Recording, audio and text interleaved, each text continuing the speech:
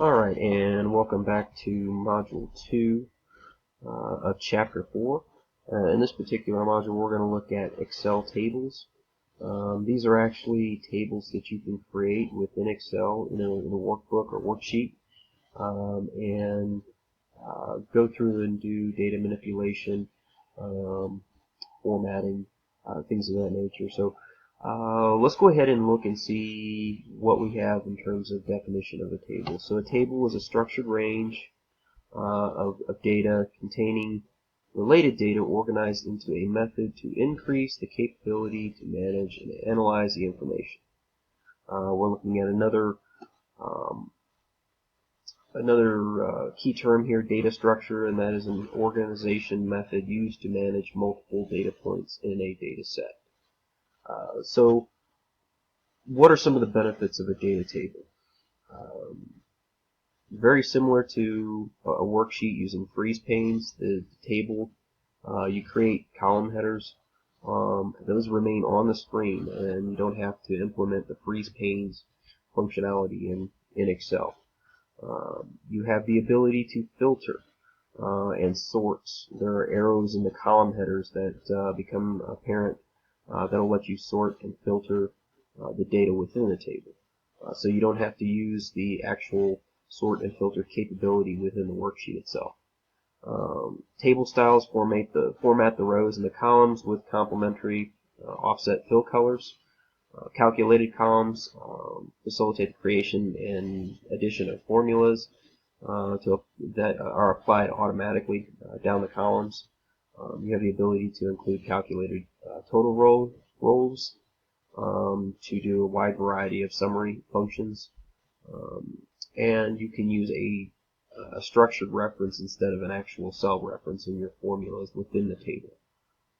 And then one other key functionality piece is that the table data is exportable to SharePoint lists, and that's something you might use later on in a different environment, but it's just for informational purposes here. So when we're looking at tables and creating them, we need to look at also designing those tables. So a couple of things to kind of identify here. When we talk about a field, we're talking about data that's been converted that appears in a cell. So once you create that table, instead of referencing it as a cell, we're going to reference it as a field. And then record is just a collection of related data about one particular entity displayed in a row. So that basically equates to your row in your worksheet, except in this particular instance, it's going to be within the table itself. Looking at planning your table, you want to make sure that you enter the field names on the top row of the table. These are going to be your column headers. These are going to be what you're going to use to identify. So keep those names short, keep them descriptive, and also make sure that they're unique. Format the field names to stand out from the rest of the data. The next thing is to go ahead and enter the data for each record in the appropriate rows below the appropriate field names. Remove any blank rows or columns in the data set. So obviously if you created a row or a field that you no longer need, make sure that you remove that. Ensure that each record has a unique identifier. Usually that's by a transaction number or some sort of unique identifier. Insert a blank row and a column between the table and any other data.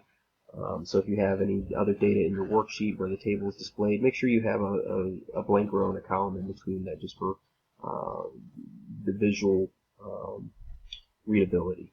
And then when using multiple tables in that workbook, make sure that your tables appear on different worksheets so that, again, you don't get confused with things. So we're going to look at creating a table, and specifically we're going to look at creating a table from an existing range of data. So in order to do that, you're going to click the Insert tab, click the table and the table group, and then a dialog box is going to allow you to go ahead and enter in the range of data. You can go ahead and enter in the data range. Make sure that if your table does have headers that you check that box, and you can create your table that way. A couple of the things that you can do with your table is renaming the table. So by default, Excel will assign a name automatically. You can go in there and change that. If you find after you selected your data range that you need to add more information, you can do that. You can add additional data fields. You can remove data fields. You can add, edit, or delete records as required. If you have duplicate information in there, in terms of duplicate rows, you can go ahead and remove those.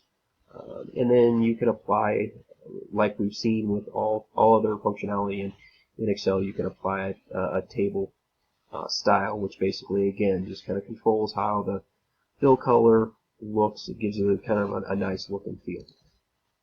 So let's move over to our Excel spreadsheet that we've been working through. We're going to go ahead and go back to our normal view. And what we're going to do is we're going to create a table. I'm going to go ahead and select my information here, and I'm only going to select a subset. I'm going to go to Insert,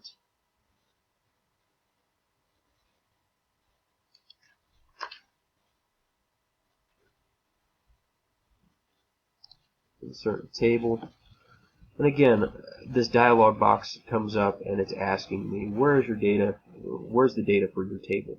So it's already prompting me, since I've selected this, to make sure that you include the rows. I'm leaving my table has headers. I click OK. And now my table has, or my worksheet for this particular instance, has morphed into this table. And so what I can do with this particular table is I can go in here and I can rename the table if I want to rename the table. I can go in here and I can sort and filter. So you'll notice that if we only want to look at information for a specific city, you see you have the ability to sort and filter. So again, if I only want to see in Cedar Hills, I select Cedar Hills, and I get filtered down from there. If I want to remove my filter, I go back and click Select All, and all my data comes back.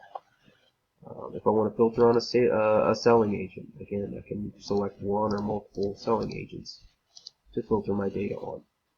And again, so you can slice and dice your table as you would like. If there's additional information, you can go ahead and you can insert a table row. So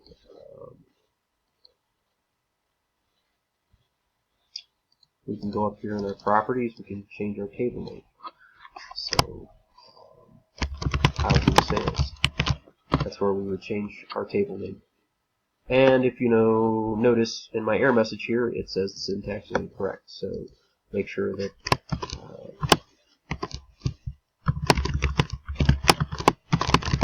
you give it an appropriate table name according to the information, the requirements of the syntax of it. So again, you can go ahead and within your table you can insert a row. You can remove a row. If you have duplicates, again, you can remove duplicates in there. And in addition to your layout, your look and feel, you'll notice up here in your ribbon, you have the ability to go ahead and change the table style that you want. So again, if you want an orange table style, you can go ahead and you can select that and apply the table style to your table. You'll notice here you have the option to remove duplicates. So do we have a duplicate in here? Yeah, it looks like we do. So we have number 10. It gives you, when you go to remove duplicates, to delete the duplicate value, select one or more columns that contains duplicates. So I'm wanting to look at duplicates across the board. So if there's any duplicates in there, it'll remove that, and you'll notice one duplicate was removed. Okay? So again, that's just how you create a table from an existing range. How you can go in here and slice and dice and filter your table based off of the information that's provided, how you want it to appear, as well as inserting a record, removing a record. You can go ahead and remove duplicates as well, if you like. And again, just kind of filter, sort, and set up your table as you need to.